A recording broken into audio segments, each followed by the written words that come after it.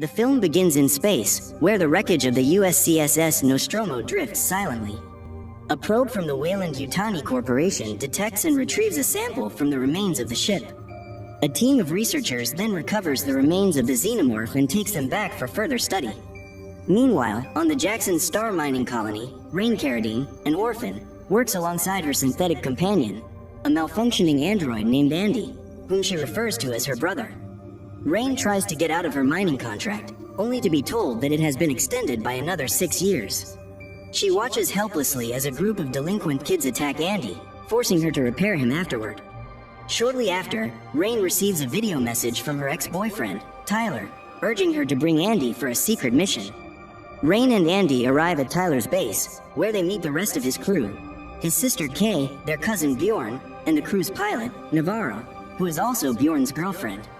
The group's plan is to infiltrate an abandoned Weyland-Yutani ship and steal cryostasis pods that would allow them to safely travel to the planet Ivaga, a 9-year journey.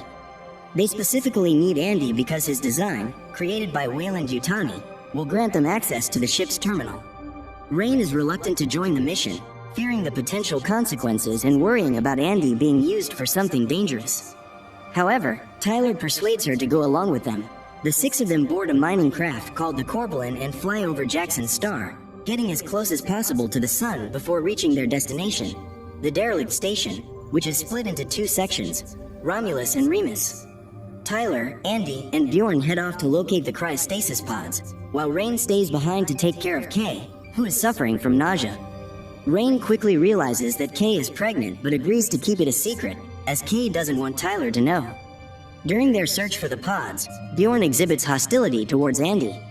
Navarro later explains to Rain that Bjorn's anger stems from the death of his mother, who perished in a mining collapse. A synthetic had chosen to sacrifice her and 2 others to save a dozen other miners, leaving Bjorn bitter toward all androids. When Tyler, Bjorn, and Andy reach the pods, they discover there are only 5 available, as Andy was never meant to accompany them to Ivaga due to the corporation's regulations against synthetics. Furthermore, they find that there is only enough fuel to last 3 years in cryostasis, far short of the time needed for their journey. As they continue searching, the group stumbles upon a lab where Andy prevents Bjorn from falling into a massive hole. They also discover the top half of another synthetic. As they proceed, they find themselves trapped in a room when the ship suddenly goes into lockdown. Meanwhile, a nearby wall full of frozen facehuggers begins to thaw.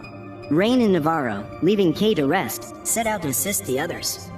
Along the way, they encounter the damaged synthetic, which briefly comes back to life before Rain removes its module, planning to use it to replace Andy's faulty one. Tyler installs the new module, allowing Andy to reboot. Meanwhile, the thawed facehuggers start springing to life, one nearly attaching itself to Bjorn.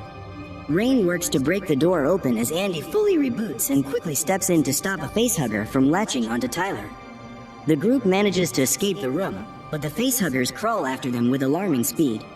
The crew successfully seals the door behind them, but not before Navarro is attacked. One of the creatures latches onto her face. As the crew works to remove the facehugger from Navarro, Andy reboots, becoming more focused and loyal to Weyland-Yutani. To help Navarro, the crew revives the dead synthetic, Rook, who informs them that they are essentially doomed, as they are about to encounter a xenomorph. Rook reveals the corpse of the xenomorph that attacked the Nostromo and was ejected by Ripley. He explains how the researchers on the Romulus were killed when they discovered it was still alive until they finally shot it, though its acid blood destroyed the remains of the ship.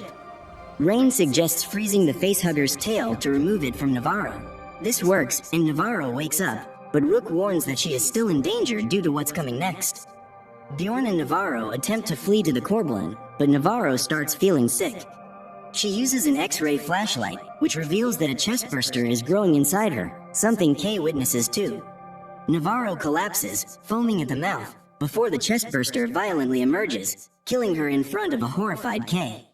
During Navarro's death throes, she kicks a lever, causing the Corbelan to crash into the Romulus's hangar bay, sending the ship hurtling toward the Jackson Star asteroid belt with less than an hour before impact. Meanwhile, Rain and Tyler head to the hangar as Rook talks to Andy about their mission as Wei-Yu synthetics. Andy eventually rejoins them, and they attempt to increase the station's temperature to make themselves harder to detect by the xenomorphs. Upon entering the hangar, they discover the bodies of the Romulus crew. While this happens, Kay and Bjorn try to find an escape route. They encounter the xenomorph that emerged from Navarro. Bjorn attempts to electrocute it with a cattle prod, but its acid blood starts leaking onto him, burning him alive. He dies slowly as the acid eats through his chest. Kay contacts Tyler while the xenomorph pursues her. She manages to reach the others outside the hangar, but Andy realizes that the xenomorph is trying to trick them into opening the door, intending to kill them all. He refuses to help Kay. In the argument that follows, Rain accidentally reveals that Kay is pregnant, alerting Tyler. The xenomorph seizes Kay and drags her away. Enraged, Rain slaps Andy, but her anger quickly turns to regret. Andy, now focused on his mission for Wei Yu, leads Rain and Tyler into the lab, where they discover a human-alien DNA mixture that Rook calls the Prometheus strain. They watch a video showing a rat that was healed by the mixture, which had initially improved its health. Andy gives Rain and Tyler M41 pulse rifles to defend themselves against the xenomorphs, but they fail to notice the rest of the video, which reveals something monstrous growing from the rat. The test ends with the rat dead, transformed into a horrifying rat-xenomorph hybrid. As the three make their way through a corridor, they find Kay trapped in a xenomorph cocoon, unconscious but still alive. Tyler almost injects her with the DNA sample in a desperate attempt to heal her, but Rain stops him. Together, they help Kay to her feet, trying to get her back to the ship. Suddenly, the xenomorph attacks, impaling Tyler with its tail and killing him by driving its second mouth through his face. Rain helps Kay reach safety, encouraging her to get to the ship while she goes back for Andy. Once Rain is gone, Kay injects herself with the DNA sample. Rain finds Andy and removes his module to restore him to his old self. However, Rook informs them that their escape efforts are futile. Just as they begin to lose hope, Rain comes up with a plan to shut off the ship's gravity as a swarm of xenomorphs approaches. With gravity disabled, the xenomorphs begin floating, and Rain fires her rifle at them, killing the creatures but causing their acid blood to spread dangerously. As Rain nearly drifts into the acid, she manages to push herself away using the rifle's recoil and gets to safety. Rain and Andy board the elevator just as gravity returns, causing Rain to fall. The main xenomorph catches her with its tail, but Andy arrives, kills the creature with Tyler's rifle, delivering the famous "Get away from her, you bitch" line, and rescues Rain. Rain and Andy return to the Corbelan with Kay just as the Romulus descends into the asteroid belt. Rook makes one last attempt to convince Andy to follow Wei Yu's objective of returning with the sample, but Andy ignores him, and Rook is destroyed along with the rest of the station. Rain places Kay in a cryopod as they head toward Ivaga. However, Kay's vitals weaken due to the DNA mixture affecting her pregnancy. Her stomach grows rapidly, and she endures a painful birth. Rain helps her as she gives birth to an egg-like pod containing a human-xenomorph hybrid. Rain removes the egg, but its acid causes it to slip through the grates.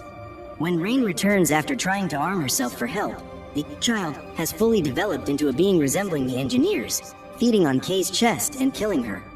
The creature also severely damages Andy.